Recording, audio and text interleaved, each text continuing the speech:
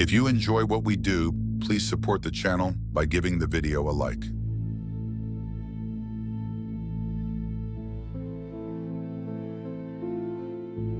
I have examined maps of the city with the greatest care, yet have never again found the Rue d'Orsay. These maps have not been modern maps alone, for I know that names change. I have, on the contrary, delved deeply into all the antiquities of the place and have personally explored every region of whatever name which could possibly answer to the street I knew as the Rue d'Orsay. But despite all I have done, it remains an humiliating fact that I cannot find the house, the street, or even the locality where, during the last months of my impoverished life as a student of metaphysics at the university, I heard the music of Erich Zann. That my memory is broken, I do not wonder, for my health, physical and mental, was gravely disturbed throughout the period of my residence in the Rue d'Orsay, and I recall that I took none of my few acquaintances there. But that I cannot find the place again is both singular and perplexing, for it was within a half-hour's walk of the university and was distinguished by peculiarities which could hardly be forgotten by anyone who had been there. I have never met a person who has seen the Rue d'Orsay. The Rue d'Orsay lay across a dark river bordered by precipitous brick, blear-windowed warehouses and spanned by a ponderous bridge of dark stone. It was always shadowy along that river, as if the smoke of neighboring factories shut out the sun perpetually. The river was also odorous with evil stenches which I have never smelled elsewhere, and which may someday help me to find it, since I should recognize them at once. Beyond the bridge were narrow cobbled streets with rails, and then came the ascent, at first gradual, but incredibly steep as the Rue d'Orsay was reached. I have never seen another street as narrow and steep as the Rue d'Orsay. It was almost a cliff, closed to all vehicles, consisting in several places of flights of steps and ending at the top in a lofty ivied wall. Its paving was irregular, sometimes stone slabs, sometimes cobblestones, and sometimes bare earth with struggling greenish-gray vegetation. The houses were tall, peaked-roofed, incredibly old, and crazily leaning backward, forward, and sidewise. Occasionally an opposite pair, both leaning forward, almost met across the street like an arch, and certainly they kept most of the light from the ground below. There were a few overhead bridges from house to house across the street. The inhabitants of that street impressed me peculiarly. At first I thought it was because they were all silent and reticent, but later decided it was because they were all very old. I do not know how I came to live on such a street, but I was not myself when I moved there. I had been living in many poor places, always evicted for want of money, until at last I came upon that tottering house in the Rue d'Orsay, kept by the paralytic Blondeau. It was the third house from the top of the street, and by far the tallest of them all. My room was on the 5th story, the only inhabited room there, since the house was almost empty. On the night I arrived, I heard strange music from the peaked garret overhead, and the next day asked old Blondeau about it. He told me it was an old German viol player, a strange dumb man who signed his name as Erich Zann, and who played evenings in a cheap theater orchestra, adding that Zann's desire to play in the night after his return from the theater was the reason he had chosen this lofty and isolated garret room, whose single gable window was the only point on the street from which one could look over the terminating wall at the declivity and panorama beyond. Thereafter I heard Zann every night, and although he kept me awake, I was haunted by the weirdness of his music. Knowing little of the art myself, I was yet certain that none of his harmonies had any relation to music I had heard before, and concluded that he was a composer of highly original genius. The longer I listened, the more I was fascinated, until after a week I resolved to make the old man's acquaintance. One night, as he was returning from his work, I intercepted Zann in the hallway and told him that I would like to know him and be with him when he played. He was a small, lean, bent person with shabby clothes, blue eyes, grotesque, satyr-like face, and nearly bald head, and at my first words seemed both angered and frightened. My obvious friendliness, however, finally melted him, and he grudgingly motioned to me to follow him up the dark, creaking, and rickety attic stairs. His room, one of only 2 in the steeply pitched garret, was on the west side, toward the high wall that formed the upper end of the street. Its size was very great, and seemed the greater because of its extraordinary bareness and neglect. Of furniture, there was only a narrow iron bedstead, a dingy washstand, a small table, a large bookcase, an iron music rack, and 3 old-fashioned chairs. Sheets of music were piled in disorder about the floor. The walls were of bare boards and had probably never known plaster, whilst the abundance of dust and cobwebs made the place seem more deserted than inhabited. Evidently, Erich Zann's world of beauty lay in some far cosmos of the imagination. Motioning me to sit down, the dumb man closed the door, turned the large wooden bolt, and lighted a candle to augment the one he had brought with him. He now removed his vial from its moth-eaten covering, and taking it, seated himself in the least uncomfortable of the chairs. He did not employ the music rack, but offering no choice in playing from memory, enchanted me for over an hour with strains I had never heard before, strains which must have been of his own devising. To describe their exact nature is impossible for one unversed in music. They were a kind of fugue, with recurrent passages of the most captivating quality, but to me were notable for the absence of any of the weird notes I had overheard from my room below on other occasions. Those haunting notes I had remembered, and had often hummed and whistled inaccurately to myself. So when the player at length laid down his bow, I asked him if he would render some of them. As I began my request, the wrinkled satyr-like face lost the bored placidity it had possessed during the playing, and seemed to show the same curious mixture of anger and fright which I had noticed when first I accosted the old man. For a moment I was inclined to use persuasion, regarding rather lightly the whims of senility, and even tried to awaken my host's weirder mood by whistling a few of the strains to which I had listened the night before. But I did not pursue this course for more than a moment, for when the dumb musician recognized the whistled air, his face grew suddenly distorted with an expression wholly beyond analysis, and his long, cold, bony right hand reached out to stop my mouth and silence the crude imitation. As he did this, he further demonstrated his eccentricity by casting a startled glance toward the lone curtained window, as if fearful of some intruder, a glance doubly absurd since the garret stood high and inaccessible above all the adjacent roofs, this window being the only point on the steep street, as the concierge had told me, from which one could see over the wall at the summit. The old man's glance brought Blandot's remark to my mind, and with a certain capriciousness, I felt a wish to look out over the wide and dizzying panorama of moonlit roofs and city lights beyond the hilltop, which of all the dwellers in the Rue d'Orsay, only this crabbed musician could see.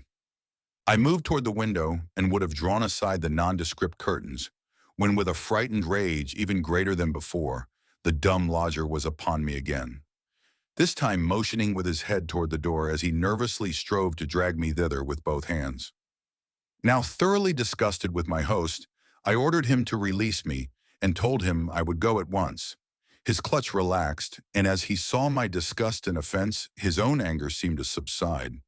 He tightened his relaxing grip, but this time in a friendly manner, forcing me into a chair, then with an appearance of wistfulness, crossing to the littered table, where he wrote many words with a pencil in the labored French of a foreigner. The note which he finally handed me was an appeal for tolerance and forgiveness. Zann said that he was old, lonely, and afflicted with strange fears and nervous disorders connected with his music and with other things. He had enjoyed my listening to his music, and wished I would come again and not mind his eccentricities. But he could not play to another his weird harmonies, and could not bear hearing them from another, nor could he bear having anything in his room touched by another. He had not known until our hallway conversation that I could overhear his playing in my room, and now asked me if I would arrange with Blondeau to take a lower room where I could not hear him in the night. He would, he wrote, defray the difference in rent. As I sat deciphering the execrable French, I felt more lenient toward the old man. He was a victim of physical and nervous suffering, as was I, and my metaphysical studies had taught me kindness. In the silence, there came a slight sound from the window. The shutter must have rattled in the night wind, and for some reason I started almost as violently as did Erich Zann. So when I had finished reading, I shook my host by the hand and departed as a friend. The next day, Blondeau gave me a more expensive room on the 3rd floor, between the apartments of an aged moneylender in the room of a respectable upholsterer. There was no one on the fourth floor. It was not long before I found that Zann's eagerness for my company was not as great as it had seemed while he was persuading me to move down from the fifth story. He did not ask me to call on him, and when I did call, he appeared uneasy and played listlessly. This was always at night. In the day he slept and would admit no one. My liking for him did not grow, though the attic room and the weird music seemed to hold an odd fascination for me. I had a curious desire to look out of that window, over the wall and down the unseen slope at the glittering roofs and spires which must lie outspread there. Once I went up to the garret during theater hours when Zann was away, but the door was locked. What I did succeed in doing was to overhear the nocturnal playing of the dumb old man. At first I would tiptoe up to my old fifth floor, then I grew bold enough to climb the last creaking staircase to the peaked garret. There in the narrow hall, outside the bolted door with the covered keyhole, I often heard sounds which filled me with an indefinable dread, the dread of vague wonder and brooding mystery. It was not that the sounds were hideous, for they were not, but that they held vibrations suggesting nothing on this globe of earth, and that at certain intervals they assumed a symphonic quality, which I could hardly conceive as produced by one player. Certainly, Erich Zann was a genius of wild power. As the weeks passed, the playing grew wilder, whilst the old musician acquired an increasing haggardness and furtiveness, pitiful to behold. He now refused to admit me at any time, and shunned me whenever we met on the stairs.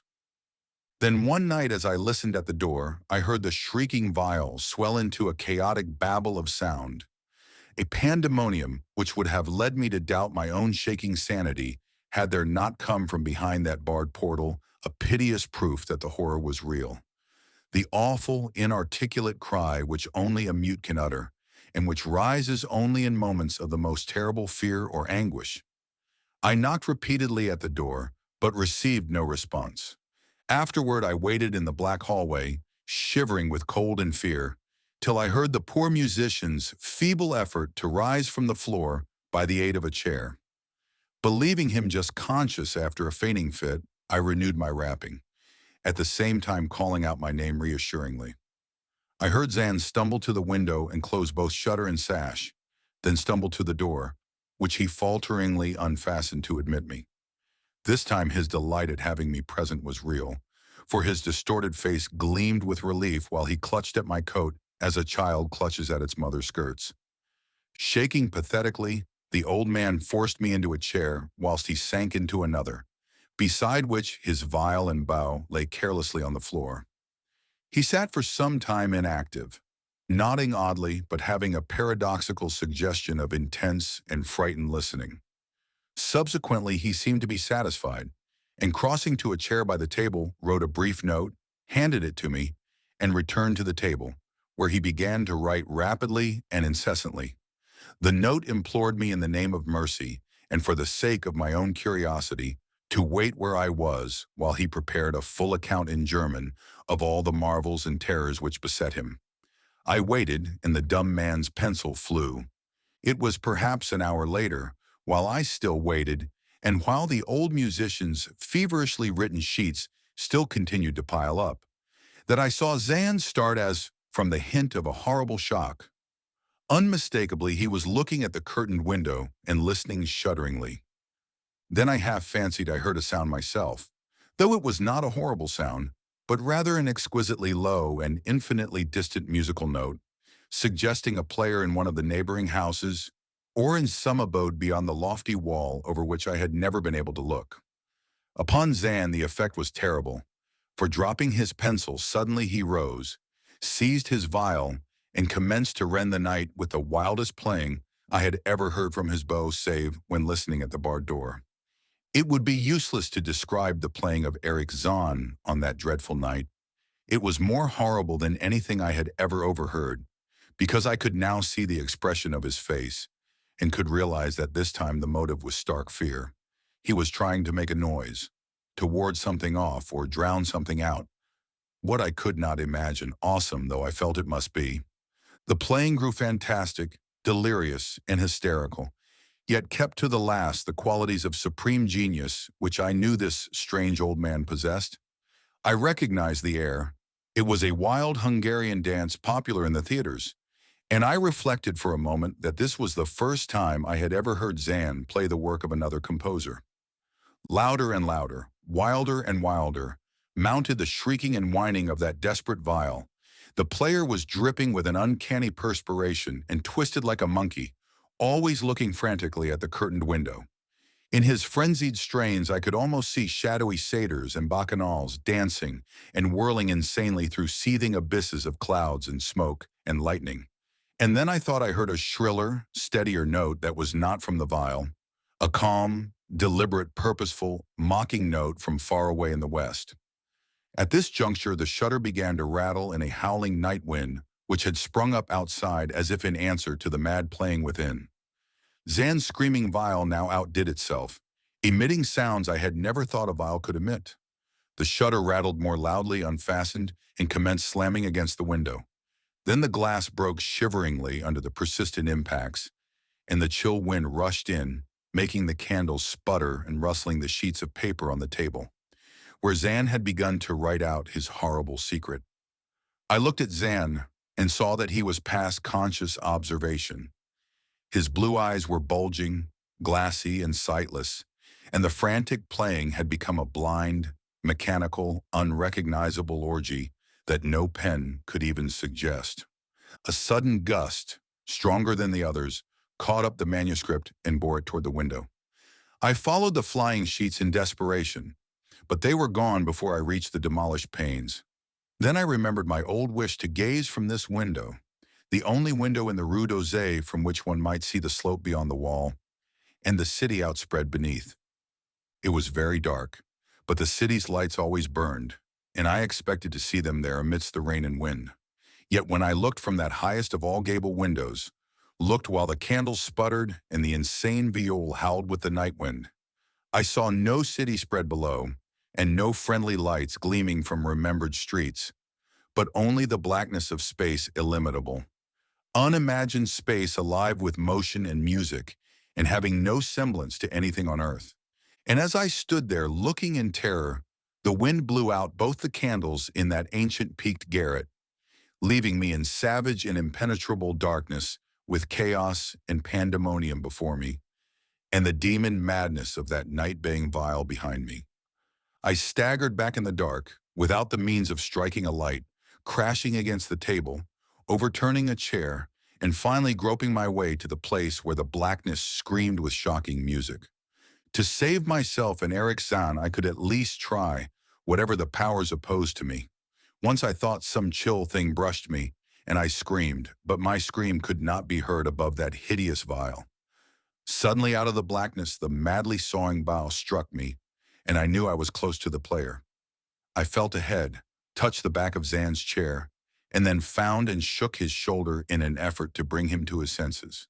He did not respond, and still the viol shrieked on without slackening.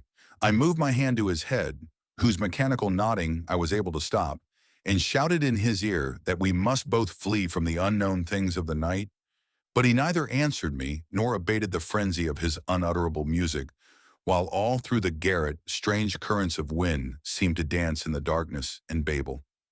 When my hand touched his ear, I shuddered, though I knew not why till I felt of the still face, the ice-cold, stiffened, unbreathing face, whose glassy eyes bulged uselessly into the void. And then, by some miracle finding the door and the large wooden bolt, I plunged wildly away from that glassy-eyed thing in the dark, and from the ghoulish howling of that accursed viol, whose fury increased even as I plunged.